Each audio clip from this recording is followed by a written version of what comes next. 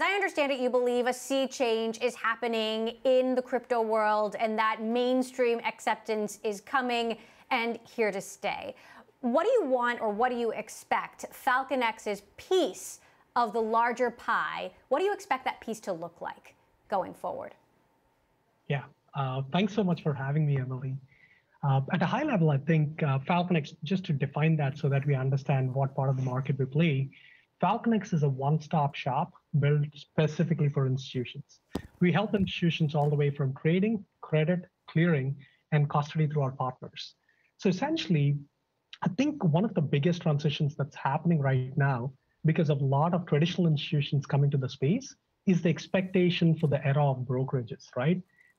No longer are they looking for simple workflows on a retail-centric exchange.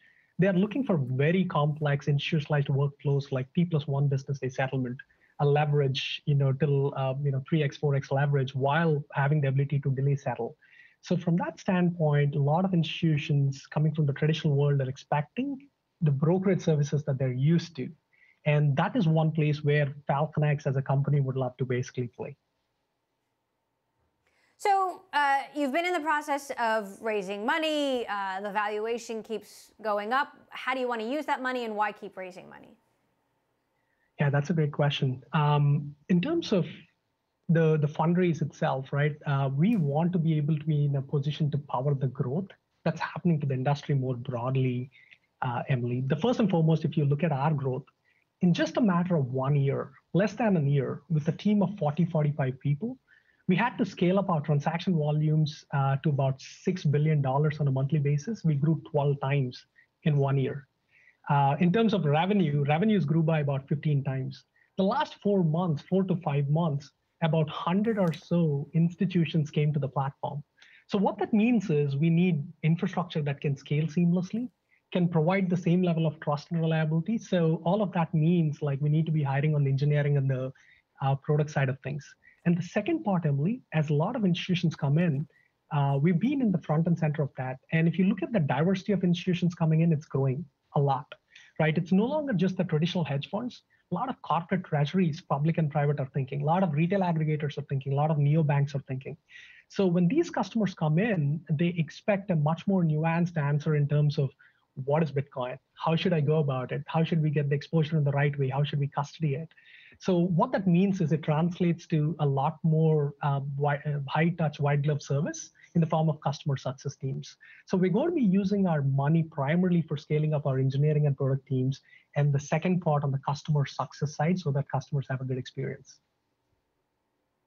So what do you make of Coinbase's listing getting pushed back? Obviously, Coinbase going public, is being considered as this sort of moment where crypto could go mainstream, and it certainly is symbolic, but there's still scrutiny happening.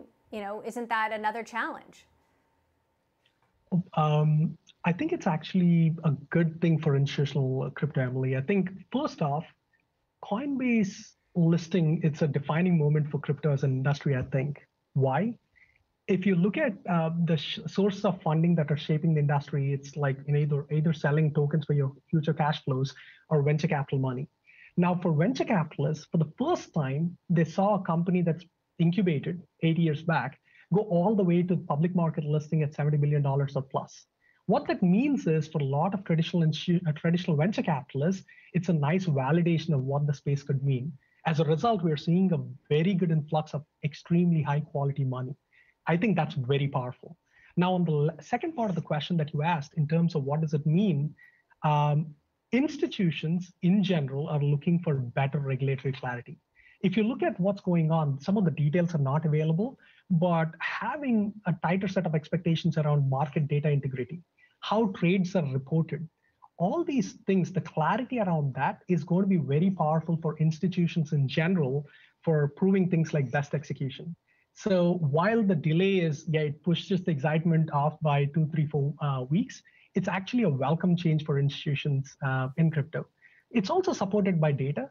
Last 2, 3 times major regulatory moves happened, institutions reacted very well, whether it's like the news around BitMEX or USDT.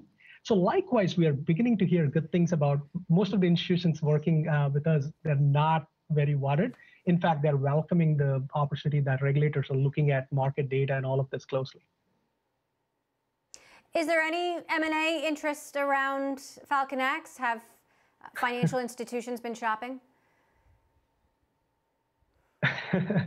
So especially over the last 6 months, yes.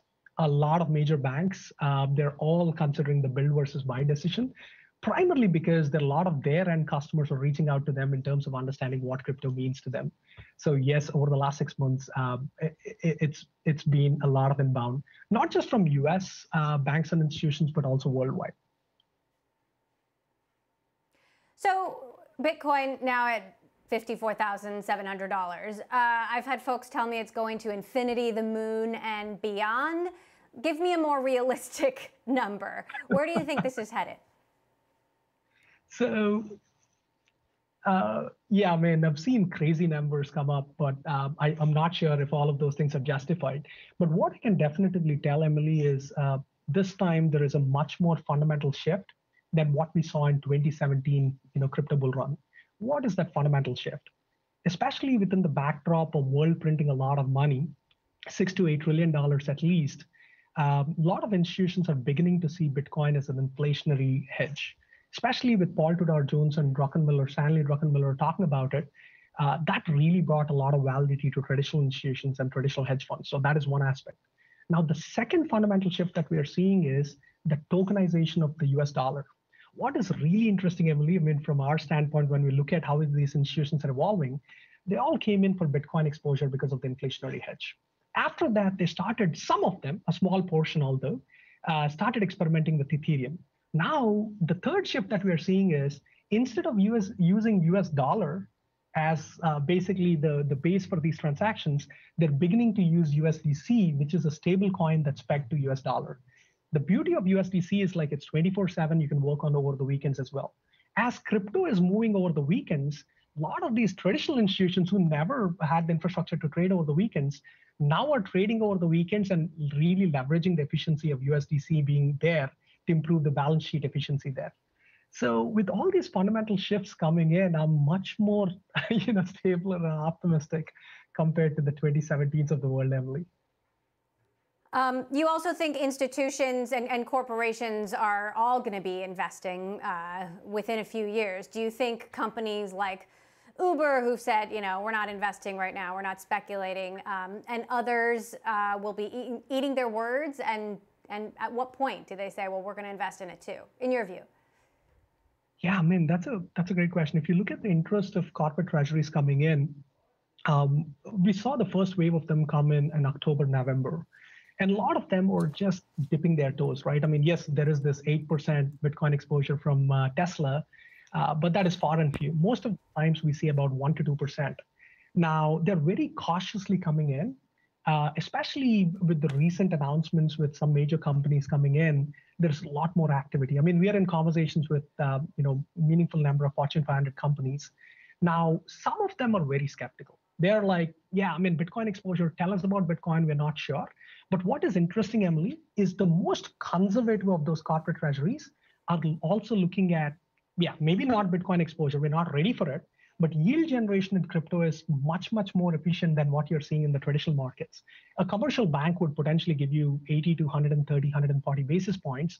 On the crypto side of the equation, whether it's FalconX or players like us, we're seeing about 600 to 700 basis points. And that is where even the most conservative people are jumping in.